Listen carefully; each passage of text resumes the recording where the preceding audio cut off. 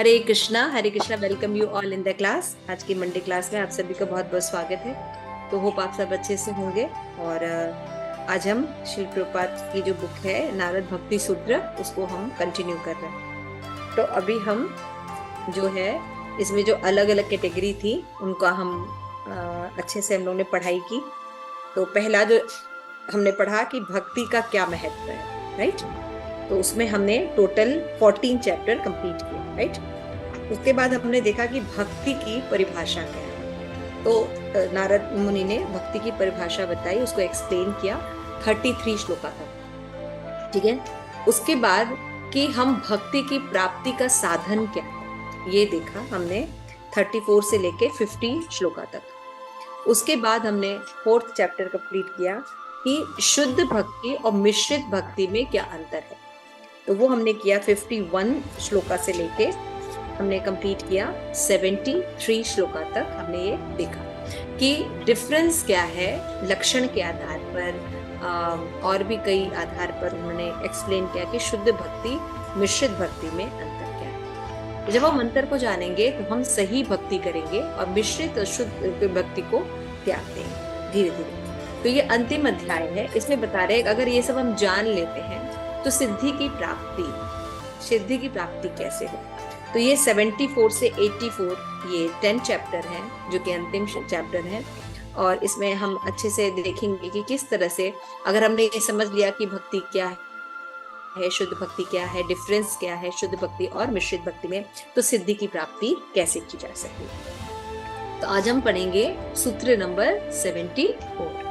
नमो विष्णुपादाय कृष्ण प्रेष्ठाय भूतले श्रीमते भक्ति वेदांत स्वामिनिति नामिने नमस्ते सारस्वती देवी गौरवाणी प्रचारिणे निर्विशेष शून्यवादी पाश्चात्य देशितारिणे। जय श्री कृष्ण चैतन्य प्रभु नित्यानंद श्री अद्वैत गदाधर शिवासादि गौर भक्त वृंद।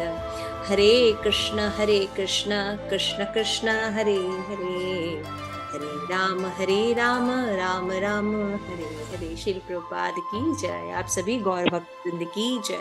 निताय गौर प्रेमानंदे हरि हरि बोल। तो जो वेग होते हैं, है ना, हमारे जो वेग होते हैं या हमारे जो संस्कार होते हैं या किसी भी चीज में हमें आसक्त होने की प्रवृत्ति होती है, तो अगर वो प्रवृत्तियां कृष्ण उन्मुख नहीं है, भक्ति के उन्मुख नहीं है, तो वो बंधन का कारण होती है ना। उपदेशामृत में भी वेगों के बारे में बताया गया है कि तरह तरह के जो वेग होते हैं या कई हमारी आसक्तियां होती हैं, गलत असत्संग होता है, जिसके कारण क्या होता है हमारी शुद्ध भक्ति में वो बहुत ज्यादा बाधा डालता है ना। तो हमेशा दो प्रवृत्तियां चलती आई हैं, जैसे कि मायावादी और अन्यवाद जो होते हैं वो इन बातों पे करते हैं कि हम जो है एकदम निष्क्रिय हो जाए, हम बोले ही ना, हम देखे ही ना, हम सुने ही ना, तो क्या हो जाएंगे हम फिर भगवत प्राप्ति के आगे जाते हैं, ब्रह्म ज्योति की ओर जाते हैं। तो हम देखते हैं कि इस तरह की जो क्रियाएं हम करते हैं योग के द्वारा या किसी के भी द्वारा, तो वो प्रैक्टिकल इम्प्लीमेंट नहीं है उसका, है ना। कि आंखों का काम है देखना, उनको देखने से रोका नहीं जा सकता, है ना। उसी तरह से कानों का काम है सुनना, जो हमारी 5 ज्ञानेंद्रिय हैं उनका विषय है ना, उनका विषय है। तो नाक का काम है सूंघना, मुंह का काम है बोलना, है ना। तो मुंह जो होता है वो 2 तरह के कार्य करता है, वो है खाता है और दूसरा बोलता है ना। तो जब हम कृष्ण कथा करते हैं या जब हम भगवान से संबंधित बातें करते हैं, है ना, तो ये वाणी का सही उपयोग कर रहे हैं हम। शक्ति का भगवान की शक्ति दी है, उसको हम सही उपयोग में लगा रहे हैं। लेकिन जब हम इस वाणी का उपयोग जो है अन्य प्रकार के व्यर्थ के बातों में करते हैं, सामाजिक और राजनीतिक और भी जो सी चर्चाएं हैं, तो देह से संबंधित आसक्तियों के विषय में जब हम उनको प्रवृत्त करते हैं तो वो बंधन का कारण हो जाता है ना। तो उपदेशामृत में भी हमने देखा था कि श्रीपाद रूप गोस्वामी, जिनको हम फॉलो करते हैं, रूपानुग हैं, तो फर्स्ट में ही उपदेशामृत के श्लोक में बताया है वाच्यो वेगम हंसा क्रोध वेगम जिह्वा वेगम उदर उपस्थ वेगम एतान वेगान य विषेद धीरा सर्वामपि माम पृथ्वीम स शिष्य। कोई भी व्यक्ति शिष्य कब बना सकता है, जब वो इन वेगों में नियंत्रण करता है ना, इन जो वेग के बारे में बताया पर नियंत्रण करता है, तभी वो गोस्वामी बन सकता है, शिष्य बन सकता है। तो चैतन्य महाप्रभु ने सबको बोल दिया गुरु बनने के लिए, है ना। तो एटलीस्ट यानी हमारा क्या कर्तव्य कि यदि हमने दीक्षा ली है, अभी हमने गुरु शरण ली है, ब्राह्मण दीक्षा ली है, तो हमें वेगों पर धीरे धीरे नियंत्रण करना चाहिए। तो नारद मुनि भी इसी की बात कर रहे हैं। यदि शुद्ध भक्ति करनी है तो सबसे पहले क्या करना है, वादो न अवलंबया। क्या है सूत्र, वाद यानी वाद विवाद में नहीं करना चाहिए, है ना। अलग अलग तरह की गॉसिप हो रही है ना, कि मोदी सरकार आएगी कि राहुल सरकार आएगी, इंडिया जीतेगी कि पाकिस्तान जीतेगा, है ना। और भी बहुत से वाद विवाद हैं, कई टॉपिक्स हैं जिनके पर चर्चा होती है। ये सब देहात्म बुद्धि से युक्त चीजें होती हैं, इसलिए ये वाद और विवाद कहलाते हैं। इनके इनके डिस्कशन से कोई निष्कर्ष नहीं निकलता, अपनी समय का भी अपव्यय होता है। तो वाद न अवलंबया, अवलंब नहीं करना चाहिए, है ना। तो क्या नहीं करना चाहिए, वाद अवलंब नहीं करना चाहिए, यानी व्यक्ति को तर्क पूर्वक वाद विवाद में प्रवृत्त नहीं होना चाहिए, है ना। तो जो शुद्ध भक्ति करते हैं उनके पास इतना टाइम नहीं रहता है, क्योंकि वो शुद्ध भक्ति करनी है, भगवान की भक्ति करनी है, चैंटिंग करनी है ना, रीडिंग करनी है, हियरिंग करनी है, धाम पास करना है, प्रचार करना है, अलग अलग भगवान के उत्सव हैं उनमें पार्टिसिपेट करना है। तो उनको क्या करना चाहिए, व्यर्थ के, जैसे कई बार सिद्धांतों को लेके भी टकराव हो जाता है कि हाँ ये है कि ऐसा है कि ऐसा है, और उसमें ये नहीं होता कि उसको भक्ति करनी है या सीखना है, बल्कि वो वाद विवाद प्रतिष्ठा के कारण है या किसी और बात का कारण है। तो उन तर्क पूर्व जो बातें होती हैं उनमें ज्यादा टाइम वेस्ट नहीं करना चाहिए, ठीक है ना। तो तात्पर्य में शिल प्रभुपाद लिख रहे हैं कि व्यक्ति को तर्क पूर्वक वाद विवाद में प्रवृत्त नहीं होना चाहिए। नारद अहंकारी तर्क वितर्क की प्रवृत्ति को हतोत्साहित कर रहे हैं। देखिए भक्ति में भी बोला गया है, चैतन्य चरितामृत में बोला गया है, सिद्धांत बोलिया नज कर आलस, है ना, इहाते कृष्ण लागे सुदृढ़ निश्चय। क्यों, सिद्धांत बोलते समय आलस्य का उपयोग नहीं करना चाहिए। क्यों नहीं करना चाहिए उपयोग आलस्य का, क्योंकि इस सिद्धांत को ठीक से प्रतिपादित करने के लिए हमें उसको विभिन्न एंगल से देखना चाहिए, तभी हम उनको अपनी लाइफ में इम्प्लीमेंट कर सकते हैं। भगवत गीता के 7.2 श्लोका में भगवान भगवत गीता में कहते हैं कि कृष्ण अर्जुन, मैं तुम्हें अभी ये ज्ञान और विज्ञान दोनों बताने चाहती हूं, है ना, कि ज्ञान ऐसा दूंगा कि जो कि अगर तुम अनुभूति के साथ आगे बढ़ोगे तो और कुछ जानने के लिए शेष नहीं रह जाएगा। इसका मतलब कई तरह के ज्ञान होते हैं, लेकिन भगवान का जो भक्ति का ज्ञान है उसके भी लेवल होता है। तो भगवत गीता में भी आप देखते हैं कि 7 से 12 श्लोका जो है वो भक्ति के ऊपर बात करते हैं, है ना। 7 अध्याय से 7 से 12 जो चैप्टर्स हैं वो भक्ति की ओर इंगित करते हैं, लेकिन उसमें भी वही ज्ञान है ना। 7, 8, 9, 10, 11, 12, है ना। तो उसमें भी जो 7, 8 चैप्टर है उसमें भगवान अपने बारे में बताते तो है गुहितम ज्ञान, और लेकिन अपने और भगवान की एनर्जी जो है उसके बारे में एक्सप्लेन कर रहे हैं भगवान, है ना। लेकिन जो उसके बाद 7, 8, 9 और 10 चैप्टर है, ये चैप्टर और भी ज्यादा गुहे हैं, है ना। ऐसे भगवान ने अपने नेचर के बारे में बताया, है ना, और भगवान ने बहुत सी बातें, पत्रम पुष्पम फलम तोयम 9 चैप्टर में, ऐसे बहुत सी चीजें हैं जो भगवान 9 और 10 चैप्टर में बताए हैं जो और भी गुहितम ज्ञान, है ना। तो इस तरह से देखते हैं हम कि भक्ति में भी गुह्य, गुहितर और गुहितम ज्ञान, है ना। तो जो ज्ञान से हमें भक्ति में अवलंबन नहीं मिलता, आश्रय नहीं मिलता, शरणागति की ओर हम प्रेरित नहीं होते, उन ज्ञान में व्यर्थ के तर्क वितर्क या अपना पांडित्य प्रदर्शन करने में के कार्यों में नहीं लगना चाहिए। क्यों, क्योंकि इससे हमारा मिथ्या अहंकार जो है वो बढ़ता है। क्या होता है, फॉल्स ईगो। फॉल्स ईगो क्या होता है यमुना, फॉल्स ईगो किसको कहते हैं? थोड़ा आप लोग वीडियो ऑन करिए। आई थिंक ज्यादा समय नहीं लेंगे हम आपका, 15-20 मिनट ही लेंगे।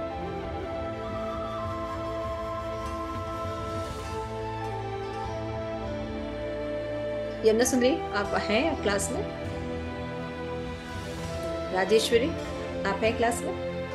हरे कृष्णा होते जी माता जी। क्या समझ में आता है आपको कि अगर हम मिथ्या अहंकार को डिफाइन करने की कोशिश करें तो क्या डेफिनेशन दे सकते हैं? माता जी अपने आप को शरीर समझना और अपने उपाधियों को आगे रखना, तो यही yes, very correct, very correct.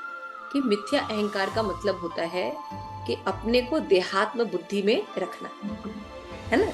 जब हम अपने आप को देह मानते हैं तो ये मिथ्या अहंकार होता है। और रियल अहंकार क्या होता है अदिति माता?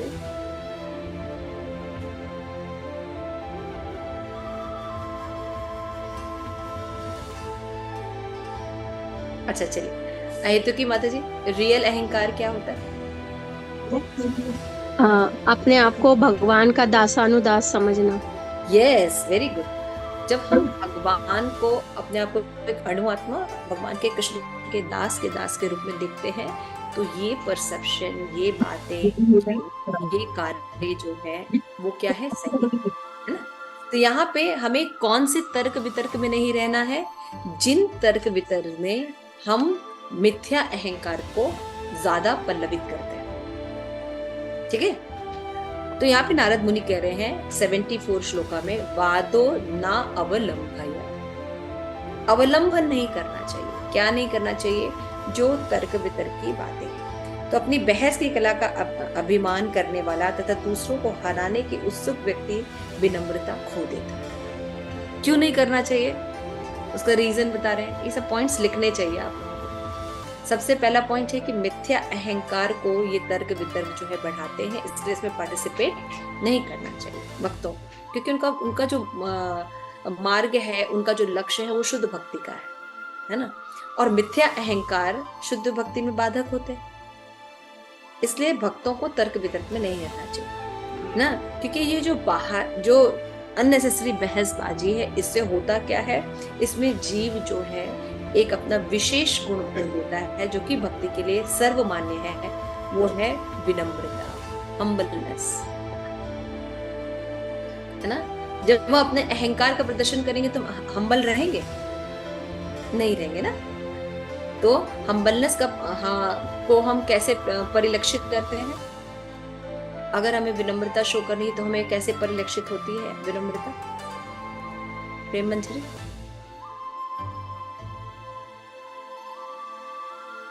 विनम्रता जब हम लोग बहस में नहीं पढ़ते हैं, तभी वाद विवाद में नहीं पढ़ते हैं, जो कृष्ण अनुकूल चीजें वही बोलते हैं।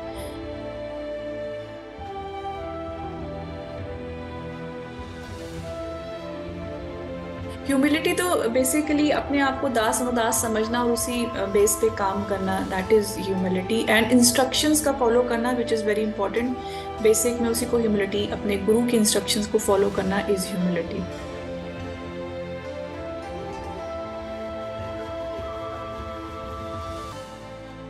Okay, someone else try। अगर हमें विनम्रता को परिलक्षित करना है किसी के व्यवहार में तो कैसे देखेंगे? परिलक्षित का क्या मतलब जी, प्लीज। मतलब अगर ह्यूमिलिटी को हमें देखना है किसी नेक्स्ट पर्सन में तो कैसे देखेंगे? क्या गुण बताए गए हैं सिद्धांत में? त्रिनादपि सुनीचे तरुरपि सुच। जो अपने आप को, जिसके अंदर कोई क्वालिटी होती भी है तो भी वो अपने आप को निम्न समझता है। उसको क्वालिटी है लेकिन तब भी अपने आप को सोचता है कि वो सबसे नीचे। सुनो श्लोका पढ़ना, श्लोका को समझना, इट्स है ना। ह्यूमिलिटी को हम कई तरह से डिफाइन कर सकते हैं, हालांकि जो माता जी ने बताया वो गलत नहीं है ना, कि नियम गुरु की आज्ञा का पालन करना ये भी विनम्रता ही है। लेकिन हम सिद्धांत पूछ रहे हैं, क्योंकि अभी क्या कर रहे हैं, वाद एंड विवाद और सही वाद, सही तर्क वितर्क, सही जो डिस्कशन। देखिए, एक तरफ मैंने 2 श्लोका पढ़े ना, पहले चैतन्य चरितमृत में क्या कर रहा है, सिद्धांत बोलिया न कर आलस, यहाँ ते कृष्ण लागे सुदृढ़ मानस। कि कि भगवान का सिद्धांत जो है उसको एस्टैब्लिश करने के लिए तर्क वितर्क के साथ, बहस के साथ एस्टैब्लिश करना चाहिए सही से, है ना। और दूसरी तरफ क्या बताया जा रहा है कि हमें जो वाद विवाद है उनमें नहीं पड़ना चाहिए, क्योंकि ये क्या करते हैं, व्यक्ति वाद विवाद की प्रवृत्ति नहीं होना चाहिए। क्यों? क्योंकि ये भक्ति में मिथ्या अहंकार को अग्रसर करते हैं, जिससे कि हम शुद्ध भक्ति नहीं कर सकते, है ना। क्यों नहीं कर सकते? क्योंकि शुद्ध भक्ति के लिए जो सबसे पहला एलिमेंट है वो विनम्रता। अगर हम वाद विवाद में पड़ते हैं तो विनम्रता हमारी लुप्त हो जाती है। क्लियर हो रही बात? तो अब ये तो शब्द हो गए, है ना।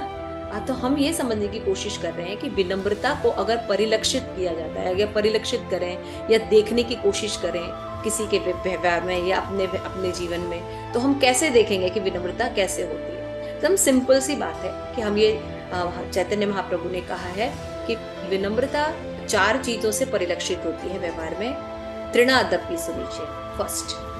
तृणादपि सुने मतलब होता है अपने को घास से के तिनके के समान से भी नीचे देखना। समझ में आ रहा है क्या है? फर्स्ट, घास के तिनके के से भी नीचे समझना। कभी आप लोग बैठा कीजिए गार्डन में या कहीं बाहर जाया कीजिए तो देखा कीजिए कि घास होता क्या है। आप देखिए जितने लोग उसको पैर पे रखते हैं उसको कुचल जाता है, नीचे चला जाता है ना। फिर जब वो आगे बढ़ते हैं तो वो फिर से ऊपर हो जाता है। ऐसा करते हैं ना घास। कभी उसको देखिए आप, ये सब देखने से पता चलता है।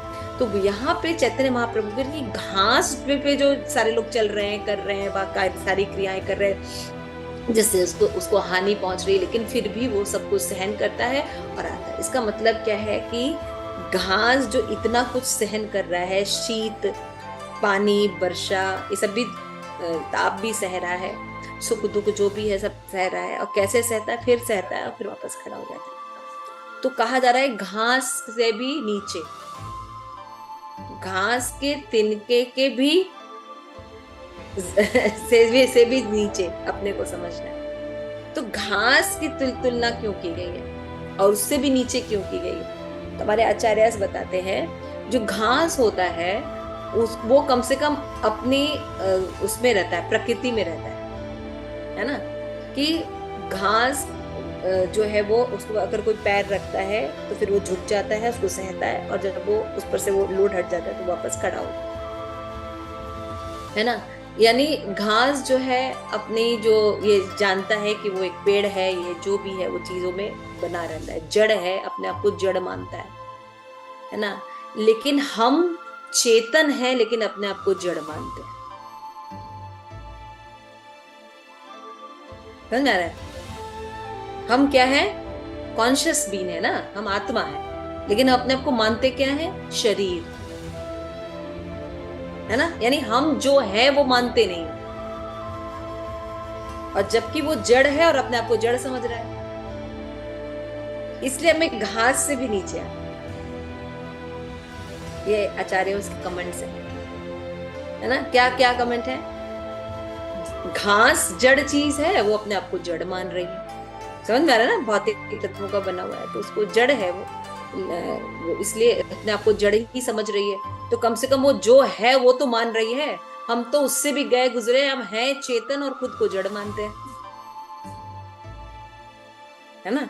इसलिए उससे भी नीचे हमें होना चाहिए कि हम एटलीस्ट हम आत्म तत्व हैं, तो कम से कम अपनी रियलाइजेशन रखें कि हम आत्मा हैं और हम इस भौतिक जगत के किसी भी एलिमेंट में नहीं एसोसिएट हो सकते, नहीं प्रसन्न रह सकते हम जब तक भगवान से नहीं जुड़ेंगे। क्योंकि हम सच्चिदानंद है, चेतन तत्व, और भगवान सच्चिदानंद, वो भी चेतन स्वरूप, वो परम चेतन। तो जब तक हम उनके साथ एसोसिएट नहीं होंगे तब तक हम जो है कभी भी प्रसन्न नहीं रह सकते। तो जीव जो है अपने को चेतन नहीं मानता, अपने को जड़ मानता, उससे भी बेकार है। लेकिन घास कम से कम जड़ है, अपने आप को जड़ मान रहा है। इसलिए घास से भी नीचे अपने आप को समझना चाहिए कि हम ये भी नहीं कर पा रहे हैं कि हम जो चेतन है तो चेतन तत्व के साथ ही रहे, है ना। तो अपने आप को घास से भी नीचे मानना है कि ये हमारी आदत है। और मनुष्य कौन है? सभी योनियों में सर्वश्रेष्ठ बुद्धिशाली जीव। घास की तो तुलना बहुत बाद में, लेकिन जितनी भी चीजें हैं उनमें सर्वश्रेष्ठ योनि मनुष्य योनि, बुद्धिमान में। और वो क्या करती है, वो अपने को चेतन तत्व के रूप में नहीं देखती है, अपने को जड़ के रूप में देखती है। बार बार बताया जाता है, बार बार बताया जाता है। 10वां नाम अपराध क्या है, भगवान की महिमा का बार बार बताया जाता है, फिर भी भौतिक आसक्ति जाती नहीं है। समझ रहे हैं कितना भयानक हम लोग, देखिए हम जकड़े हुए हैं, इतनी आसानी से नहीं निकलने वाले। इसलिए जो चैंटिंग है, ये सब जो प्रोसेस बनाए गए हैं, हमारे आचार्यों ने दिखाए गए, इनको करना चाहिए। इनको करने से क्या होता है, हम तृणादपि जो भाव है उसके सुनीचे ना, उससे भी नीचे है। समझ रहे हैं आप? इसलिए घास के तिनके के से भी नीचे अपने को समझना है कि घास कम से कम अपनी मनोवृत्ति तो बना के रखा है, वो जड़ है, अपने आप को जड़ समझता है। हम हैं चेतन, लेकिन अपने आप को जड़ के साथ एसोसिएट करते हैं, है ना। तो अपने आप को नीच समझना चाहिए। देखो हमारी क्या, और सबसे इंटेलिजेंट है, सभी स्पीशीज में सबसे इंटेलिजेंट स्पीशीज है वो है मनुष्य, और फिर भी ये कार्य कर रहे हैं। समझ में आ रहा है? तो अब मानेंगे ना अपने आप को कि सृष्टि का घास भी ये जानता है कि वो जड़ है, लेकिन हम इस सृष्टि के सबसे बुद्धिमान जो है वो योनि है, और हम क्या कर रहे हैं, हम ये भी नहीं जानते कि हम जड़ होके जड़ नहीं है, और अपना जो हम परसेप्शन करते हैं वो जड़ के रूप में।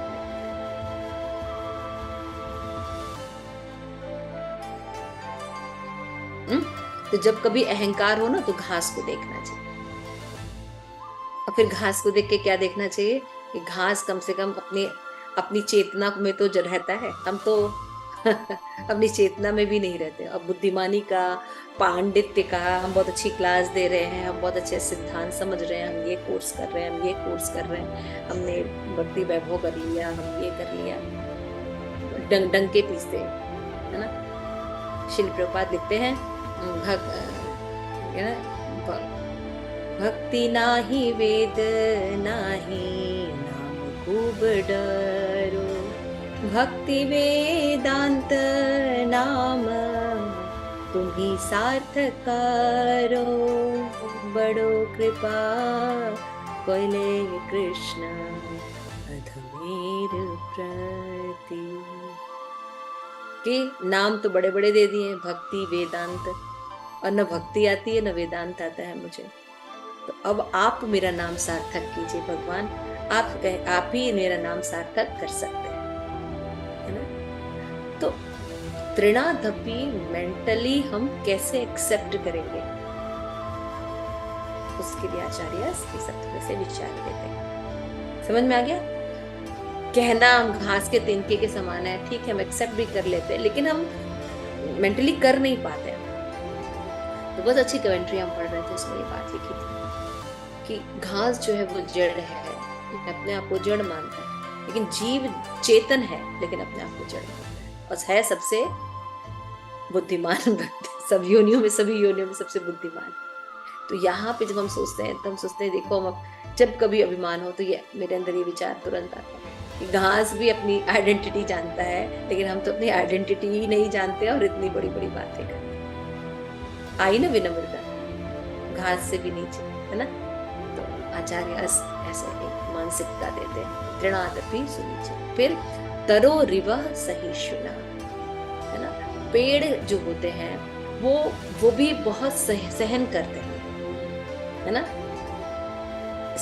वो क्या सहन करते हैं, सभी कुछ सहन करते हैं, और साथ में कोई गिल्ट फीलिंग नहीं रखते, या किसी के लिए रिवेंज फीलिंग नहीं रखते, बल्कि उसको क्या देते हैं, बदले में छाया, लकड़ी, फ्रूट्स, अनाज सब देते हैं, है ना।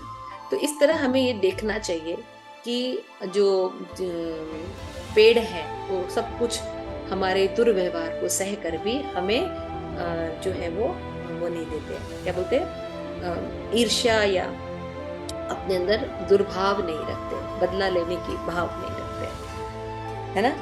तो तरोरपि सही, उससे भी ज्यादा हमको सहिष्णु है ना।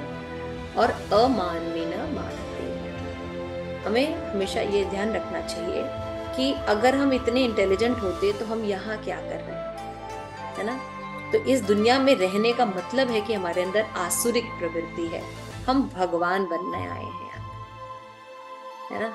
तो हमेशा समझना चाहिए कि अभी हम कोशिश कर रहे हैं, लेकिन बाकी लोग कितने सुंदर प्रयास कर रहे हैं और हम अमान में ना मानते। इसीलिए दूसरों को हमेशा अपने से ज्यादा मान देना चाहिए, है ना, अमान में ना मान देना। और फिर जब ये 4 चीजें करते हैं तब कीर्तनीय सदा है, तब हम कीर्तन कर पाए। तो ये सब बातें कैसे हम इम्प्लीमेंट में कर सके थोड़ा सा बता दिया। तो इसमें नारद मुनि यही कह रहे हैं कि जो भक्त होता है वो तर्क बाद में क्यों नहीं लगता, क्योंकि उसको मिथ्या अहंकार की तरफ लेके जाता है। और जब वो तर्क बाद में लगता है तो उसके अंदर सबसे पहली चीज, एक चीज लुप्त हो जाती है, वो है विनम्रता। और भक्ति में विनम्र होना बहुत जरूरी है। हम अगर तर्क वितर्क में लगेंगे, मान लीजिए हम बहस करने लगे, है ना, जैसे भी कोई बात चली, मान लीजिए मैं कोई बात बोल रही हूँ और उधर से कोई भी आप लोगों में से कोई एक दूसरी बात कर रहा है, तो अभी तर्क वितर्क हो, है ना। तो इससे क्या हम उस व्यक्ति के बारे में अच्छा सोच पाएंगे? बुरा सा लगता है ना, खराब सा लगता है, उस व्यक्ति के बारे में हम अच्छा नहीं सोच सकते। तो जहां हमने ईर्ष्या की वहां हम भगवत धाम जा सकते हैं। हम किसी भी जीव से अगर हम ईर्ष्या कर रहे हैं तो भगवत धाम नहीं जा सकते हैं। इसीलिए समदृष्टि की प्रैक्टिस भक्त लोग करते हैं। तो सूत्र 27 में भी नारद मुनि ने विनम्रता कृष्ण को प्रसन्न करने हेतु आवश्यक है ऐसा बताया था, और भगवान का अस्तित्व तार्किक बुद्धि वालों द्वारा प्रमाणित या अप्रमाणित करने की वस्तु नहीं है। भगवान जो है वो है ना, उसको नास्तिक और आस्तिक लोग तर्क करें तो उससे कुछ एस्टैब्लिश होने वाला नहीं। सूर्य है ना, अब सूर्य पर उल्लू बहस करे, है ना, या कोई और प्राणी उसके साथ बहस करे, तो उल्लू ने सूर्य नहीं देखा तो इसका मतलब थोड़ी कि सूर्य नहीं होता। समझ रहे हैं आप? उल्लू रात में जगता है ना, इसलिए सूर्य नहीं देखता। तो उल्लू के बोलने से थोड़ी होता है कि इसी तरह ये विषय ही नहीं है तर्क वितर्क का। उसी तरह से भगवान जो है वो आस्तिक और नास्तिक के विवाद के विषय नहीं है। क्लियर हो गया? इसलिए जो भक्त होते हैं इन फालतू चीजों में विश्वास नहीं रखते। क्यों? क्योंकि हम संस्कार के द्वारा, पुराने कर्मों के द्वारा एक बिलीफ सिस्टम में बिलीव करते हैं, है ना।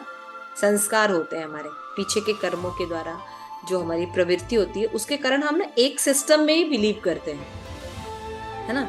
तो इसलिए क्या होता है कि जब हमें कोई चीज बताई जाती है तो उसको जल्दी से एक्सेप्ट नहीं करते। तो भक्ति के लिए जो है खुली मानसिकता होनी चाहिए, भगवान की कृपा होनी चाहिए, तब जाके भक्ति के सिद्धांत थोड़े बहुत समझ में आते हैं। तब हम माला करते हैं, तब हम जो भी कुछ कर पाते हैं भक्ति के जीवन में। क्या बताया गया? आध्यात्मिक वास्तविकता को भौतिक तर्क या भौतिक मन के चिंतन से नहीं समझा जा सकता।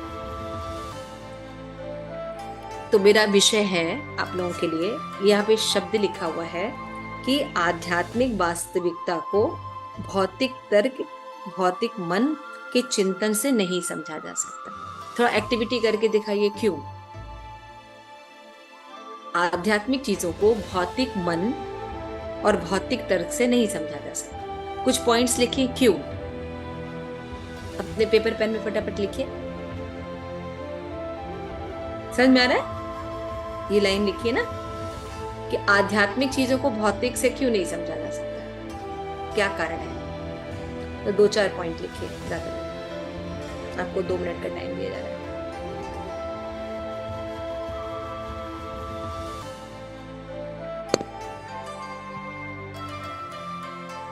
मेरे पास बुक नहीं। कोई बात, आप सुन सकते हैं माता जी, आप सुन सकते हैं। हाँ, आप सुनो माता जी, मैं देख रही थी आप बाहर है, कोई बात, आप सुनिए।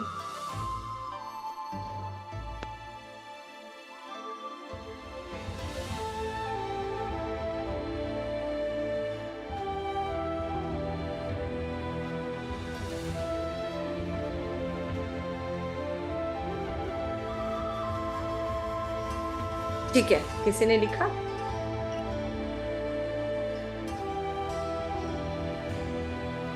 की माता जी बताओगे आप?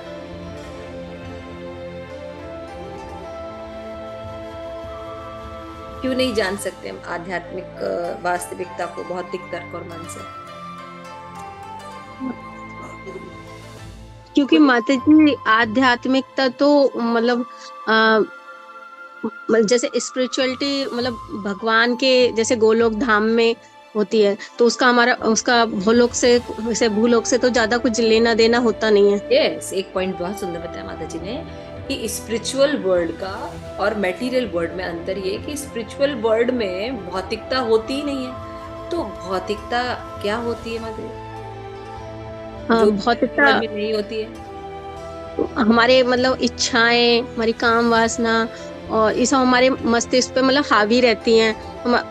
इंद्रिय तृप्ति करने की इच्छाएं, ओके, मेंटल स्पेकुलेशन ज्यादा रहता है। तो मतलब गोलोक धाम में लोग मेंटल स्पेकुलेशन नहीं करते, इच्छाएं नहीं रखते। तो वो इच्छा हमें भगवान को प्रसन्न करने के लिए होती है ना। यहाँ हमारी इच्छाएं हमारी खुद की भव मृत सागर का मतलब क्या होता है? भौतिक जगत का नाम इसलिए पड़ा है क्योंकि वो भव सागर है।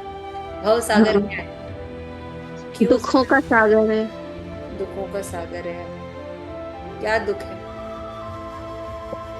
जन्म मृत्यु जरा व्याधि। ये आंसर है। भौतिक जगत में जन्म मृत्यु जरा और व्याधि पाई जाती है। आध्यात्मिक जगत में पाई जाती है नहीं, शाश्वत है वहाँ सब कुछ। समझ आ गया? अब समझ में आपका आंसर क्लियर हुआ? तो ये यहाँ पे अभी आपको समझना होगा कि भौतिक जगत में जो जन्म मृत्यु जरा व्याधि पाई जाती है ना, आदि दैविक आदि भौतिक आध्यात्मिक क्लेश पाए जाते हैं, इनका वो आध्यात्मिक जगत से कोई लेना देना नहीं है ना। दोनों जगत अलग अलग है, इसलिए आध्यात्मिक जगत को भौतिक जगत से नहीं समझा जा सकता। ठीक है, आपके पॉइंट क्लियर किया मैंने? ओके, और कोई एक लोग और शेयर करें।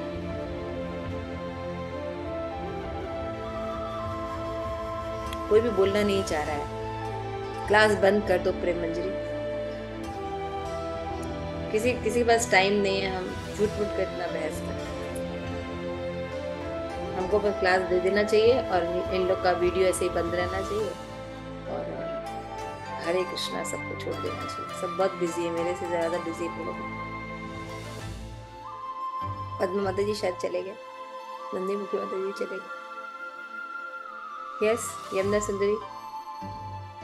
माता जी, क्योंकि हमारे इम्परफेक्ट सेंसेस होते हैं, हम इल्यूशन होते हैं, इसलिए चार जो मिस्टेक्स होती हैं, इल्यूशन, भ्रमित रहते हैं, धोखा देते हैं, गलती करते हैं और इम्परफेक्ट सेंसेस होते हैं। इसलिए हम आध्यात्मिक वास्तविकता को भौतिक मन और भौतिक तर्कों से नहीं समझ सकते। ठीक है ना? तो यहाँ पे सूत्र भी दिया गया, तर्को प्रतिष्ठनात्। इसका मतलब होता है, वेदांत में कहा गया है, मान लीजिए आप किसी बात पर बहस कर रहे हैं, तर्क कर रहे हैं, दो लोग तर्क कर रहे हैं, किसी भी निष्कर्ष तक पहुंचेंगे? चंद्रावली माता जी, दो लोग जब बहस करते हैं तो किसी निष्कर्ष पे पहुंचते?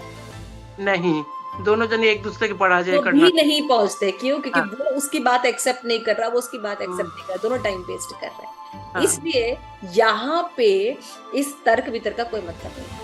लेकिन गुरु शिष्य में, प्रामाणिक गुरु शिष्य परंपरा में, अगर गुरु कुछ समझा रहा है और शिष्य जो ऐसे विपरीत कह रहा है, फिर गुरु उसको समझा रहा है, तो यहाँ पे जो वार्तालाप हो रही है, ये वेस्ट है? नहीं, ये वेस्ट नहीं है। ये वेस्ट नहीं है। आप समझ रहे हैं ना?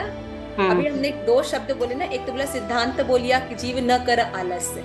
इसलिए भक्त जब प्रचार करने जाते हैं तो सिद्धांत के लिए तर्क वितर्क करते हैं, बताते हैं, उनको एक्सप्लेन करते हैं, रीजन एक्सप्लेन करते हैं। वहां वो रीजन एक्सप्लेन करना गलत नहीं है, लेकिन जब तर्क वितर्क अननेसेसरी है और एक दूसरे की कोई सुनवाई नहीं है, और तो वहां पे शास्त्र के अपने पांडित्य दर्शन के लिए जो प्रदर्शन के लिए जो तर्क वितर्क हो रहे हैं, उसमें हमें पार्टिसिपेट नहीं करना चाहिए। अब इंडिया जीतेगी कि पाकिस्तान?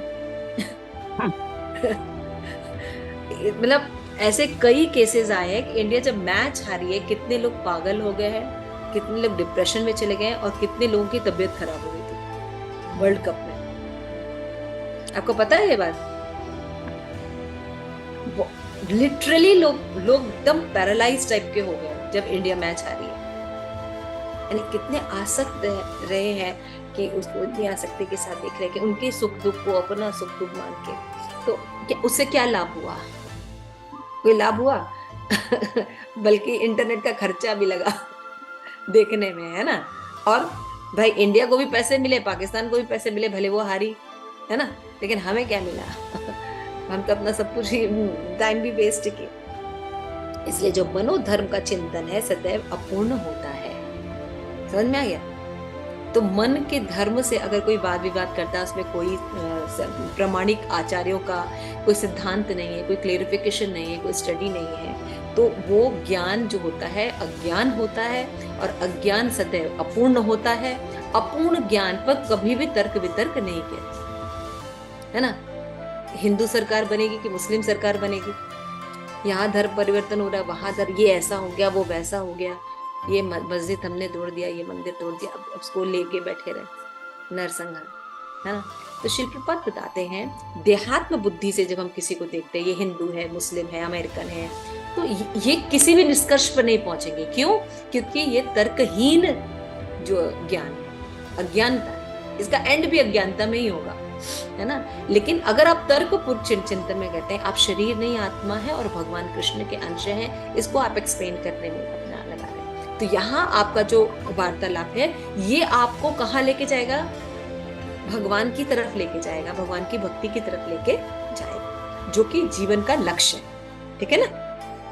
तो शिल प्रपात कहते हैं कि प्रामाणिक ऋषि जो है उनके वक्तव्य वो कहते हैं कि हमारे अंदर क्या है, त्रुटियां, भ्रम, धोखा और दोषपूर्ण जो चीजें हैं वो पाई जाती है ना। कर्ण पाटव है ना, पढ़ा है ना आप लोगों ने, त्रुटियां हैं, ये सब होती हैं, धोखा देने की प्रवृत्ति होती है, मन में भ्रम होता है, 4 दोष जो अभी यमुना ने बताया, जिसके कारण हम कभी भी सही परसेप्शन कर ही नहीं सकते। इसलिए अगर हमको आध्यात्मिक विषयों पर बात करनी है तो हमारे आध्यात्मिक ग्रंथों का ही सहारा लेना, क्योंकि हम कुछ कर ही नहीं सकते। हम जब जानते ही नहीं उसके बारे में तो हम उसके बारे में बातचीत क्या करेंगे। इसलिए आचार्यों के हिसाब से हमें उस पर बातचीत करनी चाहिए। इस प्रकार के तर्क से हमें बचना चाहिए, जो कि नव दीक्षित हमेशा करते हैं है ना, नियोफाइट जो कनिष्क अधिकारी होते करते हैं। तो मध्यम वर्ग जो होते हैं या जो उत्तम अधिकारी होते हैं, उनके अंदर थोड़ा सा सेंस होता है कि किस तरह से हम कौन से वाद विवाद में हमको पढ़ना चाहिए और कौन से तर्क जो है वो मिथ्या अहंकार की तरफ हमें लेके जाते हैं, तो उनसे बचना चाहिए। तो प्रचारक जो है ये केवल तर्क के लिए ही नहीं करना चाहता, वो लड़ाई से बचता है। रूप गोस्वामी के साथ ऐसा ही हुआ था ना, एक बार शास्त्रार्थ करने के लिए उनको बुलाया था, है ना, तो उन्होंने क्या कहा, उन्होंने साइन भी कर दिया हम हार गए, आप अपना लेके चले जाइए। तो लेकिन जीव गोस्वामी ने चुनौती दी, है ना। जीव गोस्वामी ने कहा कि यार तुम रूप गोस्वामी को समझते क्या, रूप सनातन गोस्वामी को तुम कैसे जीत सकते हो, है ना। तो उन्होंने चुनौती दी और परिस्थिति पर निर्भर रहते उन्होंने जो है तर्क वितर्क भी किया और उनको परास्त भी किया जीव गोस्वामी ने, है ना। तो उन्होंने इसलिए किया कि भक्ति की महिमा जो बढ़ जाए, लेकिन फिर भी रूप गोस्वामी ने उनको, जीव गोस्वामी के इस बात से वो सहमत नहीं थे, उनको डांट लगाई थी। तो शास्त्र और आचार्यों के निकट होते हुए निश्चय ही स्वयं भक्ति चुनौती प्रवृत्ति नहीं होती। वो अपने को बहस में सूत्रों के रूप में स्वीकार करते हैं। वो निजी संशयों के निवारण की सर्वोत्तम विधि है कि उन्नत वैष्णव से विनम्रता पूर्वक जिज्ञासा की जाए, शास्त्र और तर्क के आधार पर उत्तर देने में सदैव समर्थ हो। ठीक है ना। What is the right process? अगर हमें कोई डाउट है तो हमें उत्तम वैष्णव से, उन्नत वैष्णव के पास जाना चाहिए और अपने डाउट क्लियर करना चाहिए, रादर देन हम कनिष्क अधिकारी के साथ या अननेसेसरी हम वाद विवाद में पड़े। क्यों? क्योंकि अगर हम ऐसा करते हैं तो एक तो मिथ्या अहंकार जाएगा, हमारी विनम्रता खत्म हो जाएगी और हम भक्ति की ओर उन्मुख कभी नहीं होंगे, है ना। इसलिए नारद मुनि ने कहा कि सिद्धि की प्राप्ति होगी तो कैसे होगी? सबसे पहली चीज अपने जीवन में जो फालतू के वाद विवाद हैं उनके प्रति अनमनस्क हो जाइए। अनमनस्क का मतलब समझते हैं? मतलब हो रहा है कुछ तो पता भी नहीं, हाँ अच्छा कुछ हो रहा था, है ना। क्यों? क्योंकि कहीं भी कुछ होता है तो सबसे पहले क्या हुआ, लड़ाई हो रही है तो हो क्या रही है, कौन सी बात हो रही थी, पूरा डिटेल में, अच्छा ऐसे बोल के फिर ऐसे बोला, अच्छा मतलब पूरा डिटेल जानेंगे। तो उस समय क्या होना चाहिए, जो बातें हमारी भक्ति उन्मुख की तरफ नहीं है या हमारे सिद्धांतों को या हमारे जीवन के को भक्ति उन्मुख नहीं कर रही हैं, उन व्यर्थ के तर्क वितर्क से हमें बचना चाहिए। ठीक है, अभी क्लियर है? तो तब क्या होगा, अगर हम ये काम करते हैं तो सबसे पहली चीज ये होती है, हमारे पास बहुत टाइम हो जाएगा हमारे पास बहुत टाइम हो जाएगा और हम भक्तों के एसोसिएशन से उन बातों की ओर ही ज्यादा अपना ध्यान देंगे। जैसे करें, कभी कभी आप देखिए कि हमारे घर में कुछ बुजुर्ग होते हैं, है ना, तो अगर कुछ घटना, कुछ हो भी रहा होता है, उनसे पूछो तो क्या हुआ, तो कहेंगे कुछ हुआ था क्या उनको पता नहीं चलता है ना, अनमनस्क वही सिचुएशन में है, लेकिन उनको ज्यादा इंटरेस्टेड नहीं होते हैं, जिसमें इन्वॉल्व नहीं होते हैं। तो अनमनस्क का मतलब यही है, क्योंकि आपके परिवार में भी ऐसा हो सकता है कि आप भक्ति में है, बाकी लोग नहीं है, तो फालतू की बहस बहुत होती है ना, और अननेसेसरी होते हैं। तो उनके संस्कार हैं और आपके संस्कार हैं, आपको भी चेंज होने में बहुत साल, बहुत चीजें लगी हैं, तो उनका भी जब संस्कार होगा तभी वो बदलेंगे, है ना। तो इस समय में बताने से कुछ नहीं होगा, जब तक भगवत कृपा नहीं होगी, उनके संस्कार नहीं बदलेंगे। तो तर्क वितर्क करने से कोई फायदा है नहीं, है ना। जैसे एक बहुत अच्छा जवाब मुझे लगा था, एक बार मुझे बताया था कि नहीं, हिंदू मुस्लिम को भाई भाई मानना चाहिए, ये करना चाहिए, ऐसे तर्क दे रहे थे। तो एक हिंदू थे, उन्होंने बड़ा अच्छा तर्क दिया कि दोनों भाई भाई कभी हो ही नहीं सकते। एक गो हत्या करती है, एक गो पालन करता है ना। एक भगवान की भक्ति में बिलीव रखता है, दूसरा आतंकवाद में बिलीव रखता है। दोनों संप्रदाय एक साथ कैसे चलेगी? दैवी और असुरी विचारधारा एक साथ नहीं चल सकती, है ना। जैसे कई चीजें हैं जिन पर फालतू बहस करने से